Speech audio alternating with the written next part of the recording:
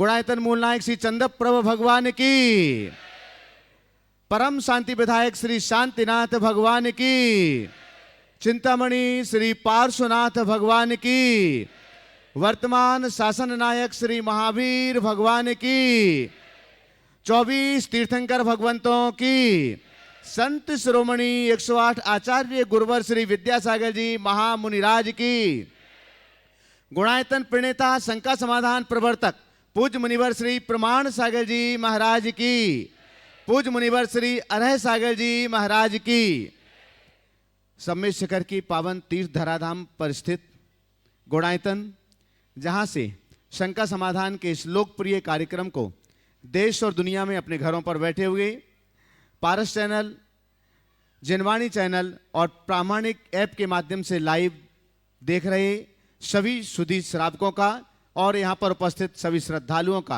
गुणायतन परिवार एवं श्री सेवायतन परिवार हार्दिक हार्दिक स्वागत एवं अभिनंदन करता है। बंधुओं, विश्व का एकमात्र जिनालय जो पंचायत शैली का यहाँ पर निर्माण हो रहा है, कुछ ही दिनों में वह पूर्णता की ओर है और कुछ ही दिनों में दिव्य परमात्मा उस दिव्य सदन में, दिव्य मंदिर में विराजमान होंगे प्रतिष्ठित होकर के। साथ ही साथ जिनागम के संपूर्ण सारमय तत्व को संक्षेप में बतलाने के लिए अनुभव केंद्र का भी निर्माण किया जा रहा है। आज की जो पीढ़ी या आप में से बहुत से लोग जिन्हें शास्त्रों की भाषा समझ में नहीं आती है या शास्त्रों को पढ़ने का समय नहीं है, वे लोग थोड़े से समय में उन पोथियों की बातों को पलों में समझ सकेंगे एक राइड के माध्यम से जिसका नाम है समो शरण दर्शन और एक मूवी के नाम माध्यम से जिसका नाम है आत्मा से परमात्मा। गुणायतन के इस उपक्रम को देखते हुए, गुणायतन के इस विकास को देखते हुए अपने जीवन के स्वर्णिम काल में और गुणायतन के निर्मापित हो रहे इस स्वर्णिम काल में अपनी चंचला लक्ष्मी का सदुपयोग करके देश और दुनिया के अनेक लोग उदार मना दानदातार गुणायतन परिवार से जुड़ते हैं। आज भी कुछ उदारमना दानदातारों ने अपनी दान की घोषणा की है, गुणायतन से जुड़े हुए हैं। हम उनके नामों की घोषणा यहां पर करेंगे, लेकिन उसके पहले देश और दुनिया में सभी लोग महाराज श्री के मंगल आशीष की छांव के लिए प्रतीक्षारत हैं। तो जोड़िएगा दोनों हाथों को, त्रिवार महाराज श्री के श्री चरणों में हम नमोस्तु करते हैं। आपको भी मंगल आशीष मिले और आपके माध्यम से देश और दुनिया में इस कार्यक्रम को देख रहे सभी लोगों के लिए भी मंगल आशीष की छांव प्राप्त हो। हे महाराज श्री, नमोस्तु नमोस्तु नमोस्तु। हम इन नामों की घोषणा करें उसके पूर्व आपसे एक अनुरोध अवश्य करना चाहेंगे कि आप, हो सकता है शिखर जी या गुणायतन पहली बार पधारे हों और आपका जीवन श्रेष्ठतम जीवन है और इस श्रेष्ठतम जीवन में एक श्रेष्ठतम कार्य अवश्य करना चाहिए और वह कार्य है कि गुणायतन में अगर हम दान के रूप में जुड़ते हैं, आपके जीवन का सर्वश्रेष्ठ समय है, जीवन के सर्वश्रेष्ठ समय को सर्वश्रेष्ठ दान देकर के जोड़िएगा। आप जुड़िएगा, परिवार को जोड़िएगा, इष्ट मित्रों को जोड़िएगा, ताकि आने वाली पीढ़ी, आने वाला परिवार गर्व और गौरव के साथ कह सके कि यह वही गुणायतन है जिसमें हमारे पिताजी ने, हमारे दादाजी ने दान दिया हुआ था और हम अपनी आंखों से फलता फूलता इसके लिए देख रहे हैं। तो मेरा अनुरोध है कि आप अवश्य ही गुणायतन से जुड़िएगा। यहाँ पर निर्माण शिला से लेकर के 1000 रुपए में मात्र निर्माण शिला आप स्थापित कर सकते हैं और साथ ही साथ में आप गुणायतन के निर्माण निधि से लेकर के संस्थापक सदस्य तक बाहर ही आप निकलेंगे तो यहाँ पर आप निर्माण शिला से जुड़ सकते हो। कार्यालय में पहुंच करके आप गुणायतन के किसी भी परिवार के रूप में सम्मिलित हो सकते हैं। आइएगा, हम यहाँ पर सबसे पहले आज जिन्होंने गुणायतन के लिए स्वर्ण दान दिया हुआ है उनके नामों की घोषणा कर रहे हैं और अपेक्षा होगी जोरदार करतल ध्वनि से आप उनका सम्मान करेंगे। साथ ही जो लोग यहाँ पर उपस्थित हैं तो अपनी जगह पर खड़े होकर के मंगल आशीष ग्रहण करेंगे। भिलाई छत्तीसगढ़ से श्री सुनील जी, ममता जी पांड्या ने सोने की एक चैन, कान की वाली, एक अंगूठी लगभग 33.93 ग्राम गुणायतन के लिए समर्पित की है। मंच पर पधारें और उन श्रीमती बीणा जी काला गया वालों उनके माध्यम से दी है। साथ में बीणा जी काला भी आ जाएं क्योंकि श्रीमती बीणा काला, अभय जी काला जो गुणायतन की ट्रस्टी हैं, इन्होंने भी गुणायतन के लिए एक सोने का कंगन 10.41 ग्राम का समर्पित किया है। तो एक बार जोरदार करतल ध्वनि के लिए और आपके सम्मान के लिए मैं आमंत्रित कर रहा हूं श्रीमती चंद्रकला जी पाटनी और शकुन दीदी पधारें। और आज जिन्होंने स्वर्णदान दिया है दोनों आ जाएं, दोनों अलग अलग सम्मान करेंगे, दोनों आ जाएं। श्रीमती चंद्रकला जी पाटनी रांची और शकुन दीदी सागर। अब बंधु नीमच मध्य प्रदेश से श्रीमती सुशीला देवी विमल कुमार जी जैन ने एक सोने की चेन गुणायतन के लिए समर्पित की। एक बार जोरदार करताल ध्वनि से उनका भी सम्मान करें। और अगर यहां पर उपस्थित हो तो अपनी जगह पर एक और दे दो। अगर यहां पर उपस्थित हैं तो अपनी जगह पर खड़े होकर के महाराज जी का मंगल आशीष ले लें। अभी मंच पर तो आपके लिए आना ही है, चलेगा।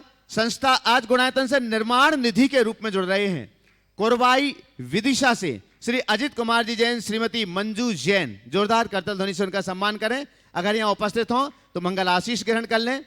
गुणायतन से जो निर्माण निधि के रूप में जुड़े थे, आज निर्माण मित्र के रूप में जुड़ रहे हैं। अशोकनगर मध्य प्रदेश से श्री प्रशांत जैन विक्की और श्रीमती पुष्पा जैन, केवल चंदी जैन, एक बार जोरदार करताल ध्वनि से सम्मान कीजिएगा। अगर यहां उपस्थित हो तो मंच पर पधारें। गुणायतन में सूत्रधार के रूप में जो निर्माण निधि थी, आज सूत्रधार के रूप में जुड़ रहे हैं मलारगंज इंदौर से श्री सुरेशन हीरालाल जी सेठी, एक बार जोरदार करताल ध्वनि से सम्मान कीजिएगा। और यहां उपस्थित हो तो मंच पर पधारें। बंधु आज गुणायतन से संस्थापक सदस्य के रूप में जुड़ रहे हैं झाटला नीमच राजस्थान से श्री विमल कुमार जी जैन, श्रीमती मध्य प्रदेश झाटला नीमच मध्य प्रदेश से श्री विमल कुमार जी जैन, श्रीमती सुशीला देवी जैन, आपकी जोरदार करताल ध्वनि के बीच हम उन्हें मंच पर आमंत्रित कर रहे हैं। कृपया पधारें। श्री विमल कुमार जी जैन, श्रीमती सुशीला देवी जैन, पधारिएगा शीघ्रता से मंच पर। श्री रतनलाल जी शिंगोली साहब, रतनलाल जी साहब आ जाएं। उनके साथ में आप परिवार के पूरे लोगों को लेकर के आ जाएं, पूरा परिवार उनके साथ में सम्मान करने के लिए। अच्छा, विशेष अनुदान उनका है। श्री रतनलाल जी सिंगौली, उनकी धर्मपत्नी भी आ जाएं।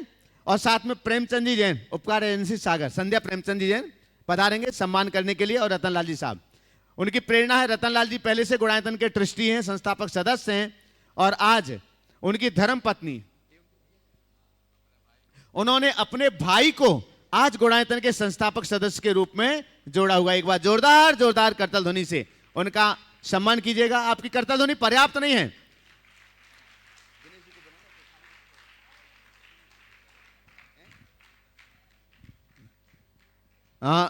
मैं यहां मंच पर आमंत्रित कर रहा हूं श्री अजीत जी अजमेरा धूलियान से, हमारे बीच में गुणायतन के ट्रस्टी, कृपया पधारें। अजीत जी अजमेरा धूलियान, ट्रस्टी गुणायतन।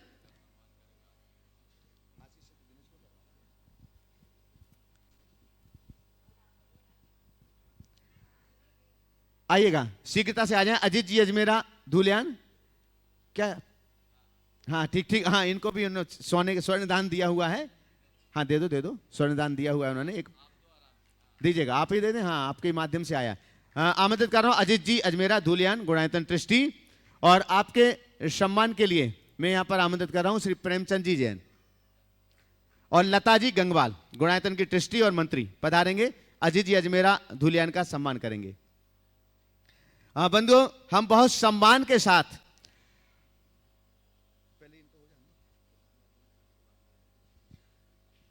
बंधुओं, हम आपके लिए पुनः एक बार स्मरण दिला दें कि कार्तिक मास के आस्थानिक महापर्व पर संस्कृत भाषा का सिद्धचक महामंडल विधान यहां पर आयोजित किया जा रहा है 1 नवंबर से 8 नवंबर तक, और जिसमें अनेक सुधी श्रावकों ने अपने मंडल सुनिश्चित कर लिए हैं।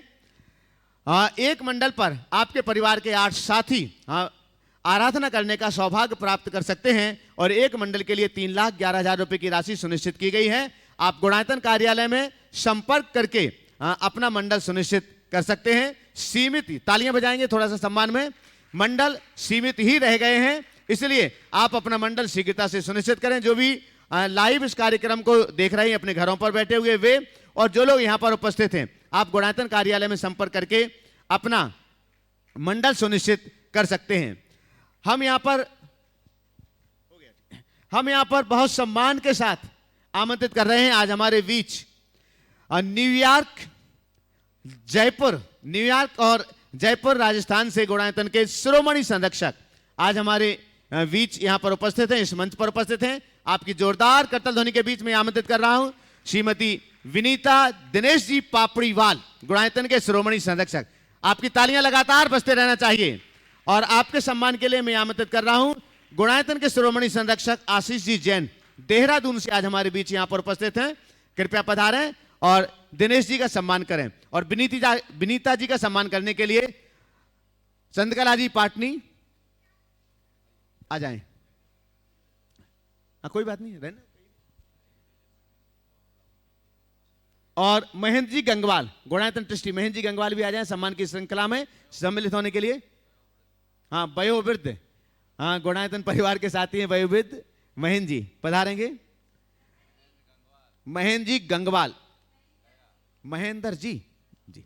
हाँ, अगले प्रश्न के लिए तैयार रहेंगे। आशीष जैन यहां पर हैं, तो आशीष जैन ही प्रथम प्रश्न के लिए यहां पर तैयार रहेंगे। थोड़ा सा जोरदार करतल ध्वनि से बंधु, गुणायतन परिवार के सबसे श्रेष्ठतम साथी का सम्मान यहां पर चल रहा है। गुणायतन के शिरोमणि संरक्षक भी हैं और अभी आपने सुना ही है इनके प्रश्नों को। उनका एक एक शब्द ऐसा होता है जो अपने आप में मार्मिक होता है। तो आइएगा, हम प्रथम प्रश्न के लिए आमंत्रित करते हैं। महेंद्र जी को दे दो तो वो उनको पहना देंगे। माइक दें, आशीष जी को माइक दीजिए, चलेगा। आपके बाद तैयार रहेंगे श्री अमन जैन बरेली जी। बोले। नमोस्तु नमोस्तु नमोस्तु गुरुदेव। मेरा प्रश्न तो ऐसा कुछ खास नहीं है, बस यही है कि जब आशा निराशा के बीच में झूलते रहते हैं तो वापस से आशा की तरफ अपने आप को कैसे मोड़ें? बहुत अच्छा सवाल है। आशा और निराशा के बीच में झूलते रहते हैं, वापस आशा का संचार कैसे करें?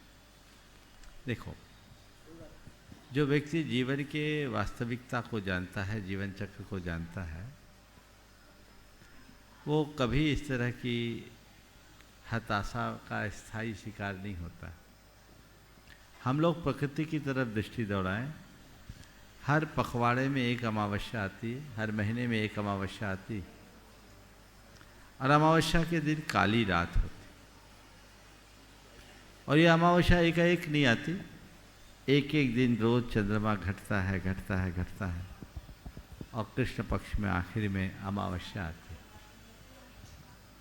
लेकिन हर अमावस्या को हमारे मन में एक विश्वास रहता है, अभी अमावस है, पूनम आएगी। अमावस है, पूनम आएगी, पूर्णिमा आएगी, क्योंकि निसर्ग का नियम है, कृष्ण पक्ष के बाद शुक्ल पक्ष होगा। और सृष्टि के किसी भी क्षेत्र में सदैव शुक्ल पक्ष कभी नहीं रहता। तो जीवन में चीजें चलेगी, इसे प्रकृति का अंग मानो और स्वीकार लो। चाहे चढ़ाव हो तो, उतार हो तो, ठहराव बनाए के रखो, इसे जीवन का एक हिस्सा मानो।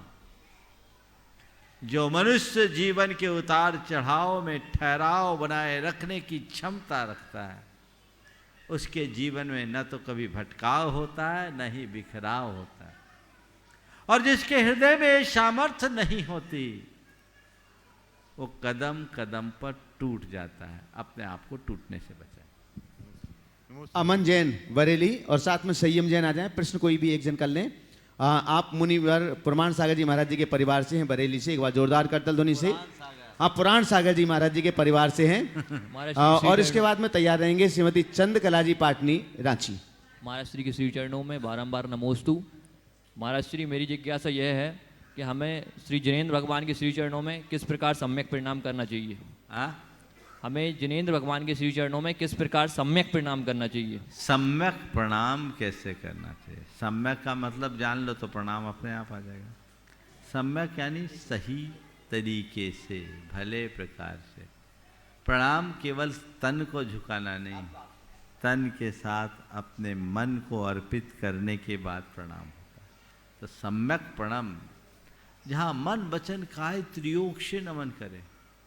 मैं देखता हूँ लोग भगवान के चरणों में आते हैं ना, वो दर्शन करते हैं कि दर्शन देते हैं समझ में नहीं आता। आए खड़े खड़े बस ऐसे कर दिए, थोड़ा सा सिर झुका दिया और चल दिए, शायद बैक में कोई प्रॉब्लम हो।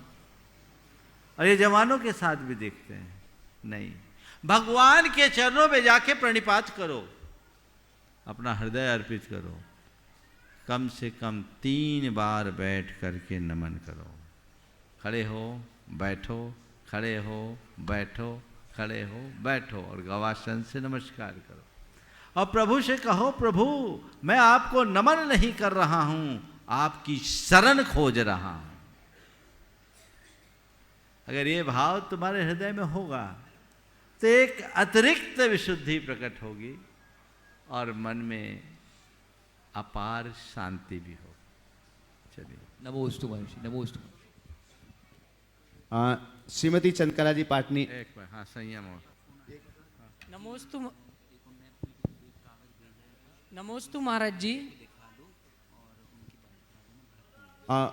बोले, प्रश्न बोले। नमोस्तु महाराज जी। महाराज जी, परमात्मा हमारा भाग्य नहीं लिखता है, जीवन के हर कदम पर हमारी सोच, हमारे बोल और हमारा कर्म ही अपना भाग्य बनाते हैं। बंधु, हम आपके लिए बतला दें।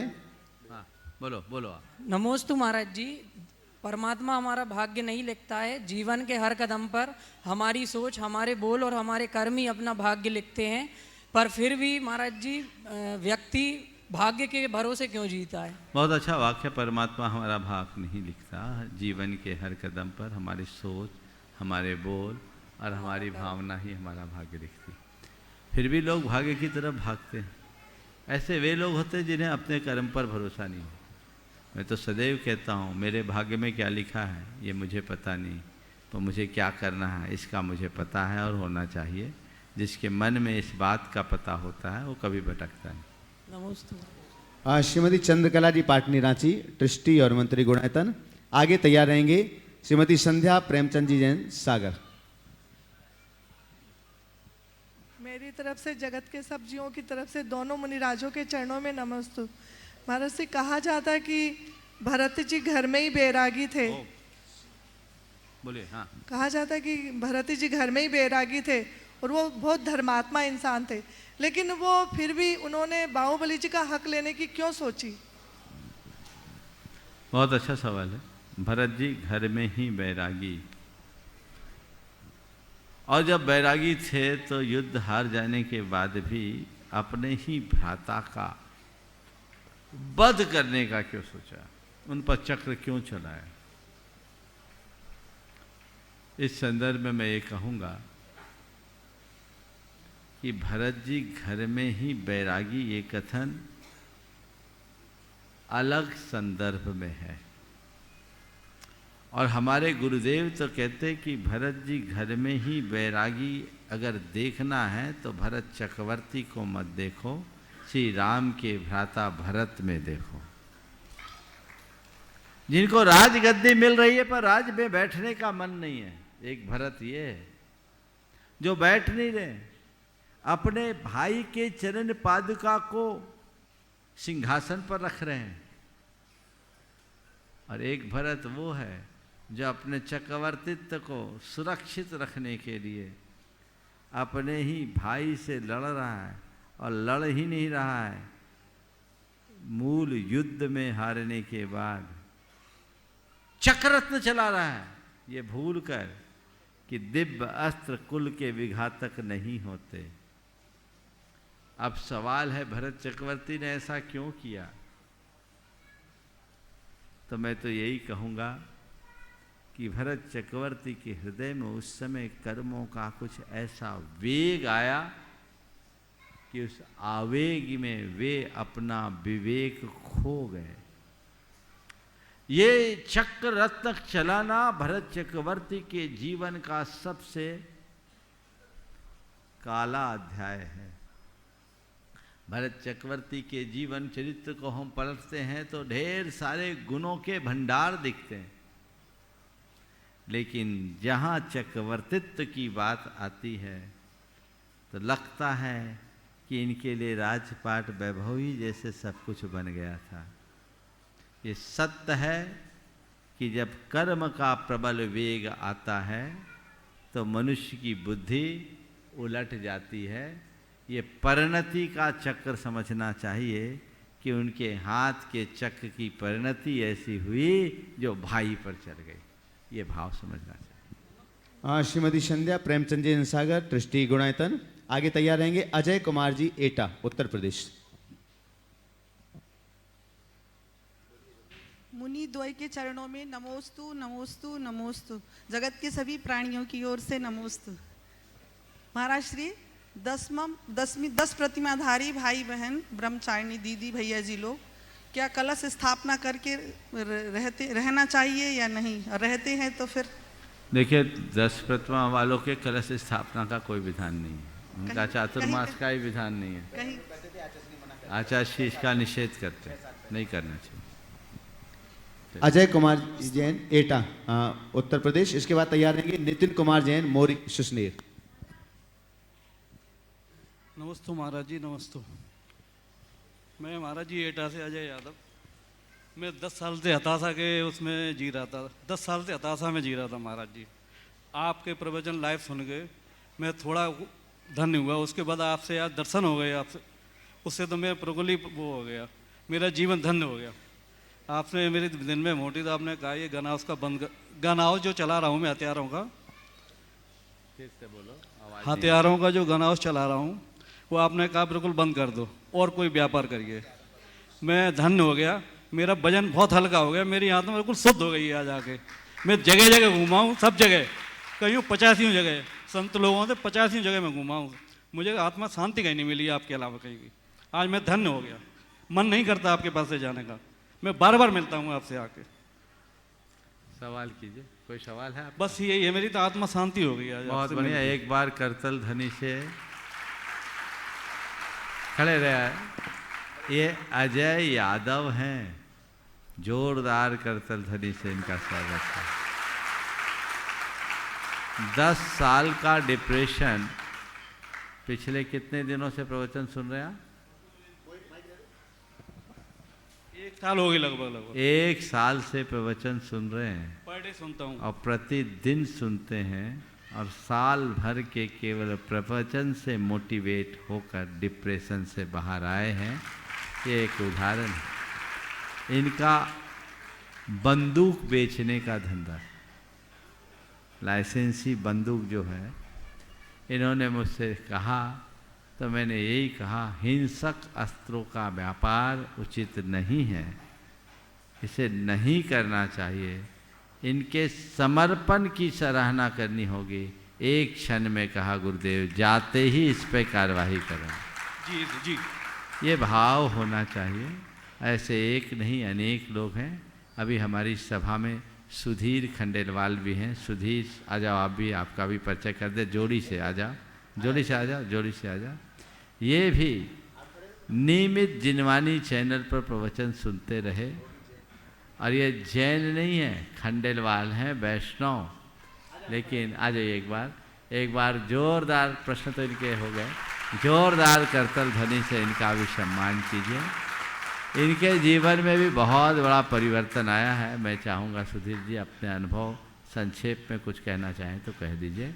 ऐसा लोगों का जीवन बदलता है जब मन में श्रद्धान जमता है। हम अपने हृदय में श्रद्धा जगाएं और अपने जीवन में आमूल चूल परिवर्तन घटित करें।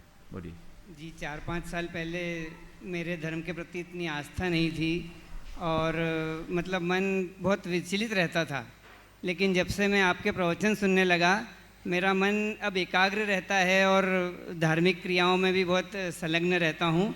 मुझे बहुत अच्छा फील होता है। बहुत सुंदर। कब से सुन रहे हैं? कब से सुन रहे हैं? जी 4 वर्ष से मैं आपके नियमित प्रवचन सुनता हूँ, तो मुझे बहुत आनंद आता है। बहुत जी। अगला नितिन कुमार जी जैन, मोरी सुसनेर से। बंधु, हम आपके लिए बतला दें, हम हमेशा निवेदन करते हैं आपसे कि आप महाराज श्री की ये वाणी सुनते हैं, लेकिन वर्तमान में आपकी स्मरण शक्ति इतनी नहीं है कि आप प्रत्येक शब्द को अपने साथ लेकर के जा सकें। इसलिए हम एक बार फिर अनुरोध कर रहे हैं आपसे कि जब भी आप यहाँ से जाएं तो स्मृति के रूप में महाराज श्री का साहित्य अवश्य लेकर के जाएं। आपके परिवार क्या पीढ़ियों पीढ़ियों के लिए संस्कारित करने वाला वह साहित्य, इसलिए आप महाराज श्री का साहित्य अवश्य ही यहाँ से लेकर के जाएं, जो बाहर आपके लिए स्टॉल पर उपलब्ध होगा। द्वय मुनिराजों के चरणों में बारंबार नमोस्तु, बारंबार नमोस्तु। मुनिराज जी, प्राय देखा जाता है कि जब भी कोई अच्छा कार्य किया जाता है और अगर उसमें सफलता नहीं मिलती तो कहते हैं कि पुण्य बढ़ाया जाए या पुण्य को गाढ़ा किया जाए। और पुण्य बढ़ाने का 6 आवश्यक कर्म बताया गया है, लेकिन 6 आवश्यक कर्म करने के पश्चात भी अगर वो कार्य संपन्न नहीं हो तो हम पुण्य को किस प्रकार गाढ़ा करें, समाधान कीजिए। देखिए, जिसके सिर पर गाढ़ा पाप चढ़ा है उसके लिए पुण्य का प्रगाढ़ रूप बहुत कठिनाई से दिखता है। आप पुण्य को गाढ़ा करना चाहते हो, देव पूजा, गुरु पास्ती आदि की क्रियाएं करते रहो, जो हमारे सत्कर्म है वो करते रहो। आज नहीं कल दिन बदलेगा, अधीर मत हो, समझ गए।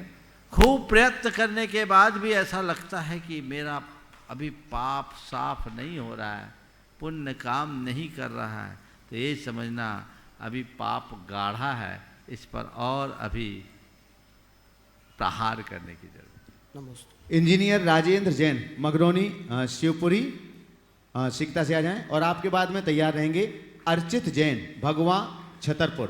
बंधु, अभी महाराज श्री के प्रवचनों की बहुत ही मौलिक श्रृंखला गृहस्थ धर्म पर ही चल रही है और उसके लिए आप पारस चैनल पर लाइव सुन सकते हैं सुबह 8:20 से। जो भी शंका समाधान के इस कार्यक्रम को देख रहे हैं, अगर आप प्रातः काल का अपना समय थोड़ा सा एडजस्ट करते हैं तो महाराज श्री का लाइव प्रवचन आप सुन सकते हैं। और यहाँ पर जो लोग उपस्थित होते हैं वो साक्षात अब महाराज श्री का मंगल प्रवचन 8:20 पर पारस चैनल पर सुन सकते हैं। नमोस्तु महाराज श्री, नमोस्तु नमोस्तु। महाराज श्री, मेरी जिज्ञासा ये है, मैं एक ग्रामीण क्षेत्र का निवासी हूँ और कालांतर में 5 मंदिर एक छोटे से समाज में बने थे। वर्तमान में स्थिति ये है महाराज जी कि लोगों का पलायन हो गया है और जो युवा वर्ग है वो पढ़ने के लिए शहर चला जाता है, पढ़ने के लिए शहर चले गए हैं। वर्तमान में मंदिरों की व्यवस्था, पूजन की व्यवस्था में बहुत दिक्कत आती है। क्या किया जाए महाराज जी, इसके लिए यह सवाल अक्सर आता है। अब तो गाँव की बात छोड़ दो, शहरों में भी बड़ी बुरी हालत हो रही है। पुराने शहरों से लोग नए कॉलोनियों में जा रहे हैं और हमारे मंदिर खाली होते जा रहे हैं। बड़ी दिक्कत है, क्योंकि पुराने शहर तंग गलियों में, जहाँ आवागमन के साधन नहीं, गाड़ी घोड़ा रखने के साधन नहीं, पहले लोग मकानों में रहते थे, अब फ्लैटों में रहने का कल्चर विकसित हो गया। तो इस शहरों में भी बड़ी समस्या आ रही है। गाँवों से पलायन तो एक कारण है ही। इसके लिए हमें ठोस कार्य योजना बनानी चाहिए। मैंने अनेक बार इस संदर्भ में पहले भी चर्चा की है, समय पर बात करें। नमस्ते महाराज, नमस्ते। हम यहाँ पर आमंत्रित कर रहे हैं हमारे बीच पूज्यवर मुनिश्री विराट सागर जी महाराज जी के बहन और बहनोई उद्दीप जी, सपना जी जैन, दिल्ली से हमारे बीच हैं। आपकी जोरदार करतल ध्वनि के बीच हम उन्हें इस मंच पर आमंत्रित कर रहे हैं कि वे पधारें। श्री उद्दीप जी, सपना जी जैन, दिल्ली। तब तक अपना प्रश्न रखेंगे अर्चित जैन, भगवा, छतरपुर। इसके बाद तैयार रहेंगे अशोक जैन, गोटेगांव। मम आराध्य गुरुदेव के चरणों में बारंबार नमस्तु। हे गुरुदेव, मेरी शंका यह है कि पुराने समय की रीति रही है कि शिक्षा और चिकित्सा दोनों सेवा के केंद्र हैं, लेकिन आज के समय में देखा जाए तो सबसे अधिक व्यापार इन्हीं दोनों में हो रहा है। इसी तरह महाराज श्री कोरोना काल में भी सबसे अधिक कालाबाजारी चिकित्सा में हुई है, इसी तरह शिक्षा में भी होती है। तो जो लोग ऐसा करते हैं ये कहाँ तक उचित है? देखिए, समय का परिवर्तन है। बिल्कुल शिक्षा और चिकित्सा सेवा के ही पर्याय हैं और ऐसा ही होना चाहिए। पुरातन काल में यही होता था, पर वर्तमान में चीज़ें बदल गई। चिकित्सा बहुत महंगी हो गई, शिक्षा का स्तर भी बढ़ा, इस कारण वह भी महंगी हो गई, तो इसका रूप औद्योगिक हो गया। अब अगर मैं इससे कहूँ कि इसको अब पूरी तरह सेवा के रूप में करे तो मुझे लगता है कि शायद ये व्यवहारिक नहीं होगा। तो जो बड़े बड़े अस्पताल खोलते हैं, बड़ी बड़ी मशीनें लगती है, लाखों करोड़ों रुपए का इन्वेस्टमेंट होता है, वो सर्विस के रूप में उसका संचालन कर ही नहीं सकते, उनको प्रोफेशनल बनना ही पड़ेगा। लेकिन इसमें जो अनैतिकता है उससे ज़रूर बचा जा सकता है। अगर ये व्यवसाय भी है तो मैं उसे उस दृष्टि से नहीं देखता कि व्यवसायीकरण शिक्षा का या चिकित्सा का सर्वथा गलत है। व्यवसायिक हो कोई दिक्कत नहीं, पर वो नैतिकता युक्त हो। आज शिक्षा और चिकित्सा के क्षेत्र में जो अनैतिकता प्रवेश कर गई है उससे पूरी मानवता शर्मसार होती है। इसके ही कारण कालाबाजारी और अन्य तरह की चीज़ें होती हैं, हमें उससे बचना। हम आमंत्रित कर रहे हैं उद्दीप सपना जी जैन, दिल्ली से हमारे बीच में पधारे मंच पर। आपकी जोरदार करतल ध्वनि बंधुओं। पूज्यवर मुनि श्री विराट सागर जी महाराज जी के बहन और बहनोई हैं। आपके सम्मान के लिए आमंत्रित कर रहा हूँ दिनेश जी पापड़ीवाल साहब, कृपया पधारें। और पूज्यवर मुनि विराट सागर जी महाराज जी के गृहस्थ बहन और बहनोई जो यहाँ पर उपस्थित हैं उनका सम्मान करेंगे। प्रश्न के लिए तैयार रहेंगे अशोक जी जैन गोटेगांव। और तब तक हम मंच तक आमंत्रित कर रहे हैं, थोड़ा सा आगे आ जाएं। जोरदार जोरदार करता ध्वनि। बंधु आ जाइएगा साथ में। सवाल तो नहीं है, प्रश्न तो नहीं है, ठीक है हाँ। चलेगा। सपना जी अपना प्रश्न रखें और तब तक मंच के समीप आ जाएं। राजेश जी जैन सागर से हमारे बीच हैं, गुणायतन ट्रस्टी, मंच के समीप पहुंच जाएं। दोनों महाराज जी को त्रिभा नमोस्तु नमोस्तु नमोस्तु। हे महाराज जी, कोई भी अच्छा कार्य करने में इतनी रुकावटें क्यों आती? काम तो होता पर बहुत रुकावटें आने के बाद होता है। एक बार फिर से बोलिए। महाराज जी, कोई भी अच्छे कार्य करने में रुकावटें क्यों आती? कार्य तो होता है पर बहुत रुकावटें आने के बाद, ये कौन से कर्म का उदय है हमारा? देखो मैं बोल रहा, दिमाग मत लगाओ कि कौन से कर्म के उदय से काम होता है। अरे काम हो जाता है, कम है क्या? बहुत रुकावटें सुनो तो, अपने आप को इस अर्थ में भाग्यशाली मानो कि कम से कम मेरा काम तो हो जाता है। बहुतों की तो रुकावटें ही रुकावटें होती और कुछ नहीं होता। तो रुकावटों के बाद भी अगर काम हो रहे हैं तो हमें उसे सकारात्मक तरीके से देखना चाहिए। ऐसे हमारे यहाँ एक बड़ी पुरानी युक्ति है, श्रेयांसी बहुविघ्नानि। अच्छे कार्य में ही रुकावटें आते, बुरे कार्य में नहीं। घबराना नहीं चाहिए। जब जब रुकावटें आए अपने मन का उत्साह और बढ़ाओ, दुगनी शक्ति से लगाओ और ये सोचो कि रुकावटें भले हों पर मुझ में इतनी क्षमता है कि मैं उसे पार कर सकता हूँ। पार करके आगे बढ़ूँ तो आगे बढ़ा जा सकता है, घबराना नहीं चाहिए। हाँ, अशोक जी जैन गोटेगांव, राजेश जी जैन सागर ट्रस्टी गुणायतन, आ जाए ना मंच तक पहुंचेगा। सपत्नीक, हाँ पूरे परिवार हो तो सबको आप साथ में लेकर के आएंगे। मेरे परिवार की तरफ से नमोस्तु महाराज जी। महाराज जी, हमने सुना है जो तीर्थंकर बालक होता है उनका भोजन देव लेके आते हैं, तो स्वर्ग से लेके आते, लेकिन स्वर्ग में कल्प वृक्ष होते नहीं हैं जो पानी या भोजन के, तो उनकी व्यवस्था कैसे होती है भोजन की? देखो पहली बात तो ये धारणा हटा दो कि स्वर्ग में कल्प वृक्ष नहीं होते। स्वर्ग में कल्प वृक्ष भी होते हैं। वहाँ के जितने जिनालय हैं ना, हाँ, उन सब में भी त्रिलोक चूड़ामणि जिनालय है, कृत्रिम जिनालय में, और वहाँ भी कल्प वृक्ष होते हैं और अनेक स्थानों में होते हैं। और वहाँ कुछ ऐसे स्थान होते हैं जहाँ दिव्य वस्तुएँ होती, वहाँ से वो लेके आते। हाँ, राजेश जी जैन सागर गुणायतन ट्रस्टी हमारे बीच हैं, पधारे मंच पर। आपके सम्मान के लिए आमंत्रित कर रहा हूँ आशीष जी देहरादून, हाँ कृपया पधारें। आगे प्रश्न के लिए तैयार रहेंगी श्रीमती चमेली गंगवाल गया, चमेली गंगवाल गया ट्रस्टी गुणायतन, हाँ शीघ्रता से आ जाएं। दीजिए जोरदार जोरदार करतल ध्वनि से। अच्छा महेंद्र जी भी साथ में आ जाए, साथ में आओ। हाँ दोनों एक साथ तो आ जाओ। गुणायतन के सबसे बहुवंत नहीं, उनसे भी बूढ़े बूढ़े। अच्छा उनसे भी बूढ़े अभी तो वही है यहाँ पर पद है। श्रीमती चमेली महेंद्र जी गंगवाल गया से गुणायतन के ट्रस्टी। इसके बाद में तैयार रहेंगे प्रकाश चंद जैन चिल्पी घाटी। आप तो बोलो, आ जाओ सब आ जाओ। हाँ जितने भी लोग परिवार के हैं, माला जी काला और भी जो भी हैं आपके साथ में, वो सभी लोग आ जाएं एक साथ में। शीघ्रता से बोलिए, प्रश्न करें। महाराज श्री, ये मेरी बहू का प्रश्न है। वो जानना चाहती है मन के भावों को। कौन? बहू लंदन। हाँ हाँ बोलो लंदन। हाँ, मन के भावों को प्रतिफल होने वाले शुभाशुभ परिस्थिति परिवर्तन में कैसे अंकुश लगाएं? आपकी बात आधी सुनाए, फिर से बोलो। मन के भावों में प्रतिफल होने वाले हाँ शुभ शुभ परिवर्तन को कैसे अंकुश लगाए, हाँ, ताकि अपनों का हित ना हो, आत्मा का हित ना हो। हाँ, मन के भावों में प्रतिपल होने वाले शुभाशुभ परिवर्तन में कैसे अंकुश लगाए कि आत्मा का अहित ना हो। बस अपने परिणामों के प्रति जागरूक हो, हर पल अपने परिणामों के प्रति जागरूकता रखें। जब भी ऐसा लगे कि हमारा मन साइड हो, जब भी ऐसा लगे कि हमारा मन अशुभ की ओर गया, अपनी निंदा गढ़ा करें। उनकी पुनरावृत्ति न करने का मन ही मन संकल्प लें। ये संकल्प हमारे परिणामों में स्थिरता देगा और हम अपने पथ को प्रशस्त करने में समर्थ हैं। नमस्ते।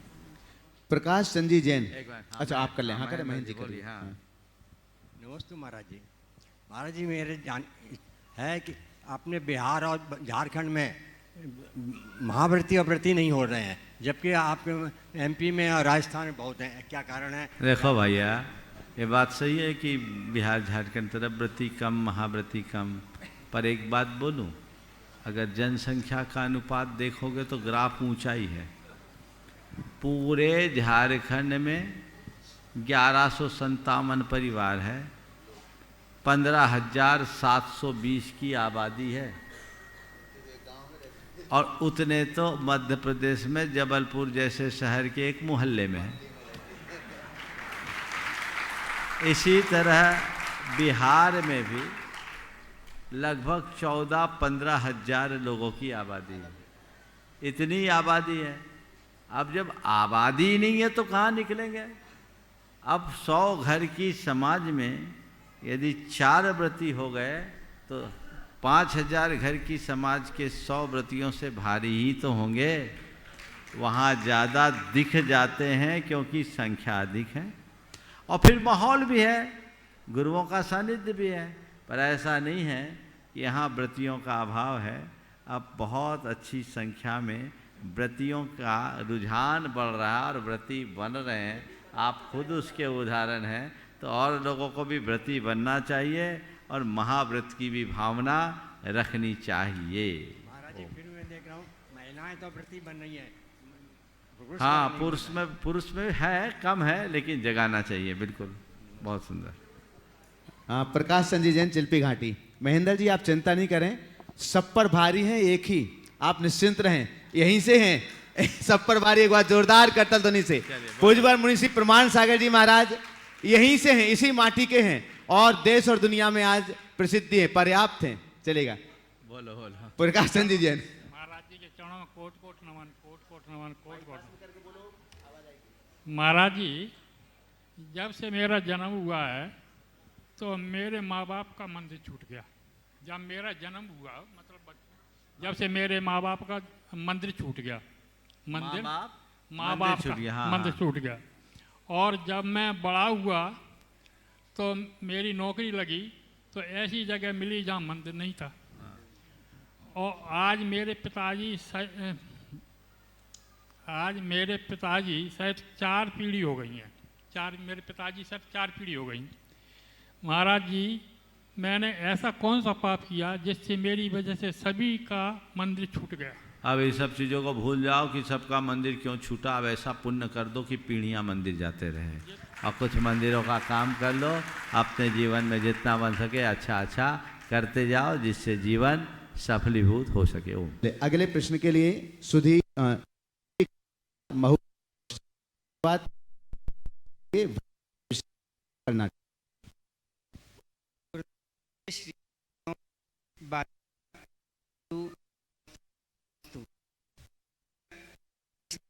हम धर्म और के अभाव है।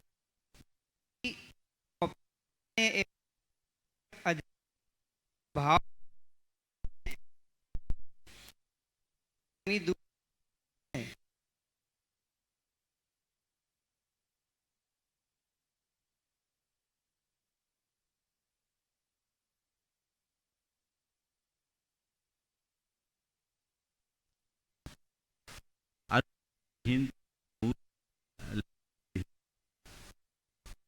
लोगों को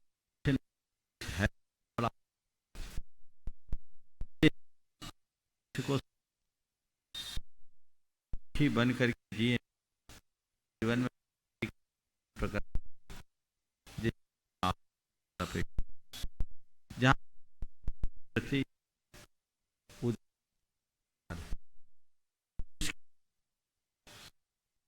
जहाँ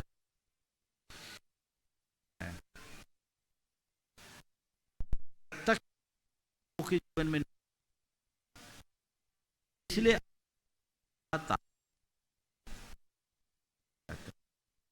हम लोग जोर की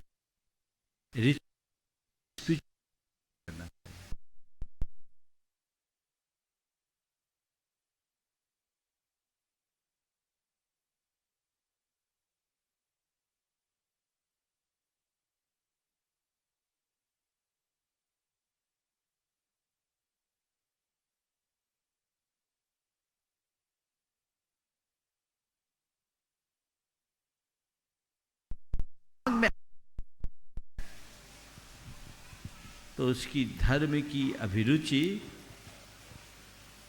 आसमान को छुएगी। उसे प्रेरित करने की जरूरत नहीं, वो स्वाभाविक रुचि होगी। हम लोगों की एक कमी है कि हम धर्म सिखाते नहीं, धर्म थोपते हैं।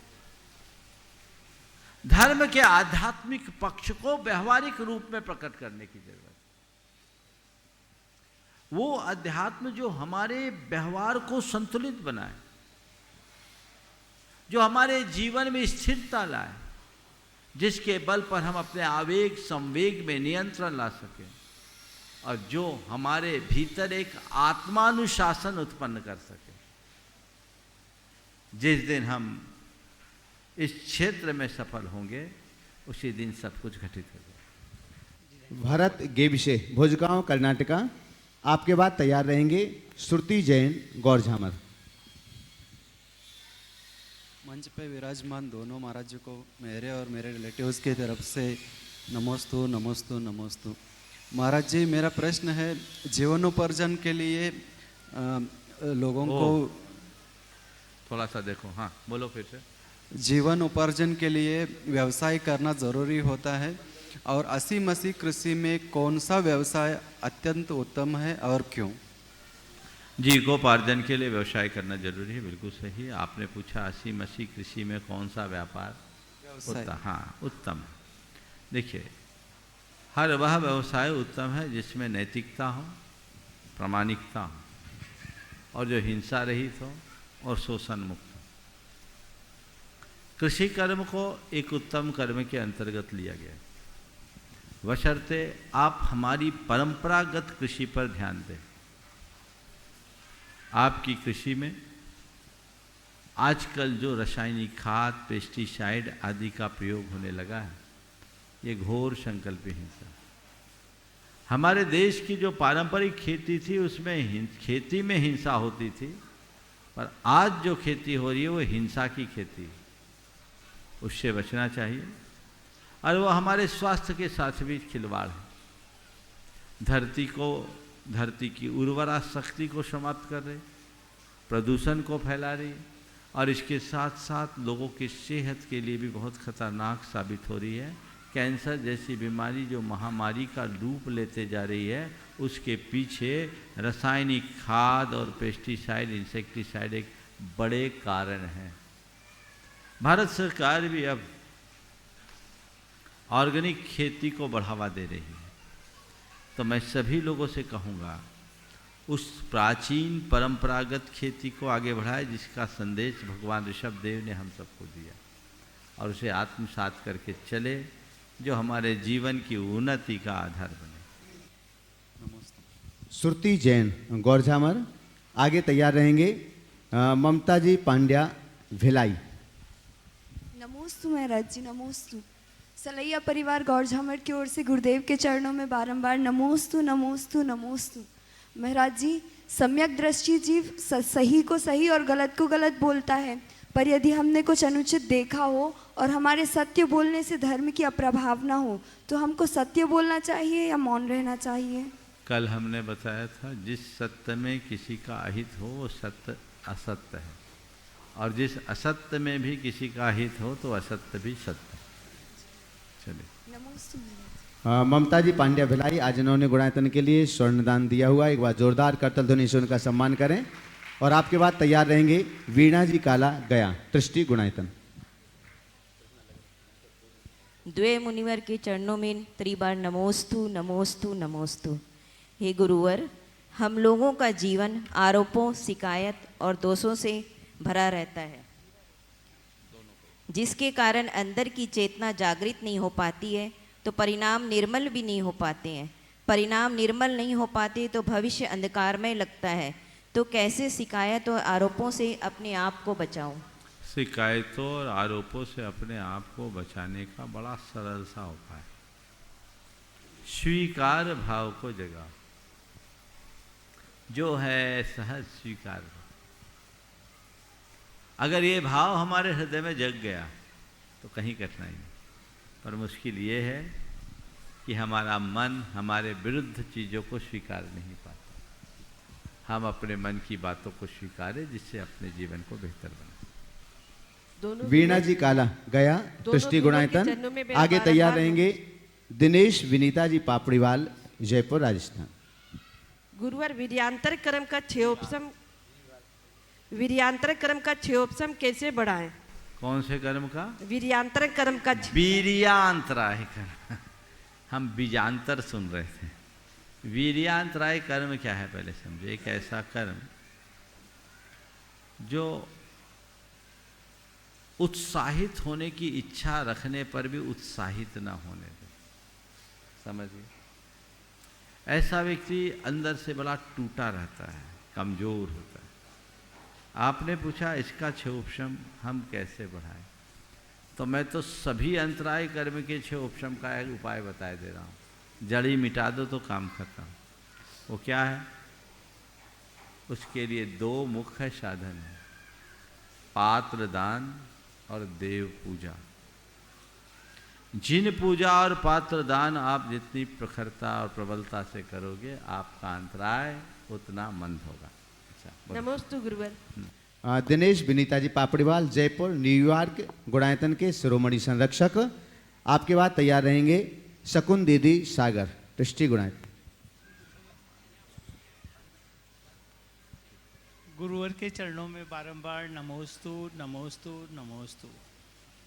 गुरुवर, जीवन यापन के लिए धन की तो आवश्यकता होती है, लेकिन धन जीवन में ज़्यादा हो जाता है तो उससे दिक्कतें बहुत ज़्यादा बढ़ जाती है। तो जीवन में इसका क्या उपाय किया जाए जीवन में? बहुत अच्छा सवाल है। पहले तो मैं चाहूँगा एक बार जोरदार करता ध्वनि से इस जोड़ी का अभिनंदन, और थोड़ा जोरदार करो। ये एक अलग ही व्यक्तित्व के धनी हैं। इनके भावों और विचारों में हमेशा अध्यात्म झलकता है। एक दिन इन्होंने मेरे सामने अपने बेटे से जो वाक्य कहा, वो इनके विचारों की अभिव्यक्ति का आधार है। इन्होंने कहा कि बेटे, मेरे पास जो धन है उसे मैं चाहूँ तो तुम्हें दे सकता हूँ। मेरे पास जो धन है उसे मैं चाहूँ तो तुम्हें दे सकता हूँ, पर मेरा जो पुण्य है ना, वो चाह कर भी नहीं दे सकता। ये ध्यान रखना। अपना पुण्य मुझे तुम्हें खुद एकत्रित करना होगा। जो पिता अपनी संतान को ऐसी सीख देगा, उसकी संतान कभी गलत रास्ते पर नहीं जा पाएगी। और ऐसा वही बोल सकता है जिसके अंतस में धर्म पलता है। इसलिए एक बार जोरदार करतल ध्वनि से इनका स्वागत करें। जब ये बातें करते हैं ना, तो ऐसे ही इनके सूत्र वाक्य निकलते हैं, बहुत अच्छे। हाँ, अभी कमरे में भी एक बात हुई तो मैंने कहा तुम्हारे साथ तो टेप रिकॉर्ड लेकर के चलना चाहिए, ताकि कब क्या निकल जाए। बहुत अच्छी बात कि जीवन और समय कब बीत जाता पता ही नहीं लगता, तो आदमी को समझना चाहिए। और दूसरा, इसलिए भी आप इन दंपति का जोरदार करतल ध्वनि से सम्मान कीजिए। सुन लीजिए पहले कि यहाँ पर जो सहस्त्रकूट जिनालय बन रहा है, उसके मुख्य पुण्यार्जक यही महानुभाव। आपने जो आज सवाल किया वो बहुत अर्थपूर्ण है। आपने पूछा कि जीवन के निर्वाह के लिए धन की आवश्यकता है, लेकिन धन की विपुलता जी का जंजाल बन जाती है, क्या करें? आपके सवाल का उत्तर मैं एक वाक्य में देना चाहूँगा कि नाव को चलाने के लिए पानी के प्रवाह की आवश्यकता है। बिना पानी के नाव चलती है क्या? नाव को चलाने के लिए पानी के प्रवाह की आवश्यकता है, पर पानी यदि नाव में भरने लगे तो खतरे से खाली नहीं। धन उनके लिए ही तकलीफ दे होता है जिनके नाव में पानी भरता है, उनके लिए कतई नहीं। जिनकी नाव पानी के ऊपर है, दूसरे शब्दों में मैं कहूं, जो लोग धन को जीवन निर्वाह का साधन मानकर अपनाते हैं, वो धन उनके कल्याण का कारण बन जाता है। और धन ही जिनके जीवन का साध्य हो जाए, उनका जीवन बर्बाद हो जाता है। इसलिए धन को केवल जीवन निर्वाह का साधन मानो, साधन। नमोस्तु हाँ, शकुन दीदी सागर ट्रस्टी गुणायतन आगे तैयार रहेंगे। रतन लाल जी शिंगोली ट्रस्टी गुणायतन।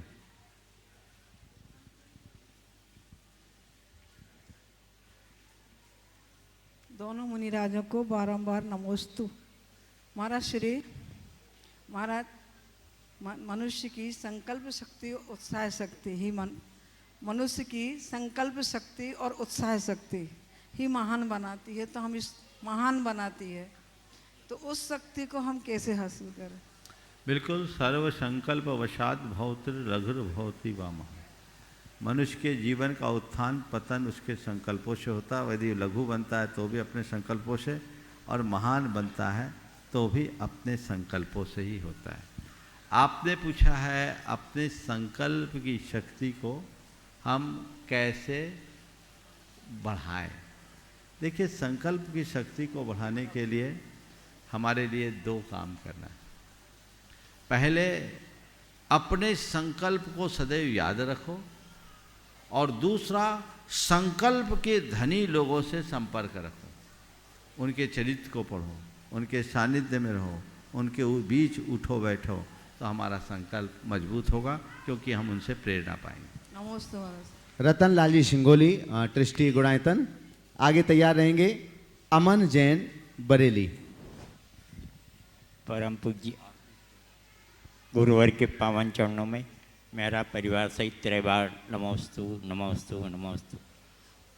परम पूज्य गुरुवर, न जाने कितने जन्म का पुण्य संचय किया होगा, तब जाके मानव परिवार और आप जैसे गुरुओं का सानिध्य प्राप्त हुआ। ऐसी स्थिति पाकर भी हमारे में से कुछ आदमी ऐसे भटक जाते हैं जिनको आवाज़ और ठीक से बोलो, फिर से बोलो। जिनको सुन के मन में बड़ी कुंठा होती है कि ऐसी स्थिति क्यों बनती जा रही है। हमारे ही गांव के पास का उदाहरण है। एक भैया ने अपनी बहन की शादी में उसको नई चप्पल नहीं दिलाई, इसके पीछे उसने सुसाइड कर लिया। इसके साथ ही महाराज श्री अपने ही पड़ोस में जो कोटा में अपने ही समाज की देपालपुर के एक बच्ची अध्ययनरत थी, 17-18 साल की उम्र में उसने ये कह के अपना सुसाइड कर लिया कि पिताजी मैं आपकी इच्छाओं को पूरी नहीं कर पा रही हूँ, और उसने सुसाइड कर लिया। 3री मंजिल से नीचे छलांग लगा दी। परम पूज्य गुरुवर, ऐसे ही एक दादी ने अपनी पोते से मोबाइल छीन लिया। उस पोते को ऐसा गुस्सा आया कि दादी के सिर में मूसल जो होता है उसकी ऐसी मारी तो दादी अस्पताल में चली गई, और अस्पताल से सीधी परलोक चली गई, और पोता घर में सुसाइड कर लिया। ऐसी ही चौथी स्थिति गुरुवार, एक दोस्त ने अपने दोस्त से 50 रुपये टाइम पे नहीं दिए, उसने सुसाइड कर लिया। ऐसी स्थिति में ये अपन कहाँ जा रहे हैं गुरुवार? हमारी संस्कृति क्या कर रही है, हम कर क्या रहे हैं? आपने जितनी भी बातें अभी यहाँ कही, ये अत्यंत गंभीर और चिंतनीय है। अरे, मनुष्य की क्षीण होती सहन शक्ति और अधीरता का परिणाम। आजकल लोगों के अंदर एक बात बैठ गई, कुछ हो सुसाइड कर लो। लोगों को समझना चाहिए कि सुसाइड किसी समस्या का समाधान नहीं है। हमारे सामने जो घटे हम उसका सामना करें और आगे बढ़ें। सुसाइड करके क्या पाएंगे? लेकिन लोग इन चीज़ों को समझ नहीं पाते और यदवा तदवा आचरण कर लेते हैं। हमेशा एक बात समझना चाहिए कि जीवन में जो दुख है, कष्ट है, परेशानी है, संकट है, वो किसी न किसी निमित्त से प्रकट हुई है, और उसका मूल निमित्त कर्म है। और जब तक ये कर्म खड़े होंगे तो हमारे संकट कभी नष्ट नहीं होंगे। जो व्यक्ति आत्महत्या करता है वो तो और अधिक पाप का बंध करता है, क्योंकि हत्या खुद की हो या औरों की, हत्या हत्या है। उन्हें ये नहीं मालूम कि ऐसा कृत्य करके वे अपने जीवन के साथ कैसा अनर्थ कर रहे हैं। काश उन्हें इसका आभास होता, पता होता, तो अपने जीवन में ऐसा कभी कुछ नहीं कर पाते। तो लोगों को हमें समझाने की ज़रूरत है। प्रारंभ से व्यक्ति को मजबूत बनाना सीखना चाहिए, कष्ट को सहने की क्षमता और अंदर धैर्य रखने की बात हमें सिखाना चाहिए। अगर ये बातें सिखाएं और आत्मबोध कराएं, तभी इस तरह की दुर्घटनाओं से हम बच सकेंगे, बचा सकेंगे और जीवन का पथ प्रशस्त कर सकेंगे। इस प्रकार आज के इस सत्र को परम पूज्य गुरुदेव के चरणों में नमन अर्पित करते हुए मैं यहीं पर विराम दे रहा हूँ। बोलिए परम पूज्य आचार्य गुरुवर श्री विद्यासागर जी महाराज की जय जय जय।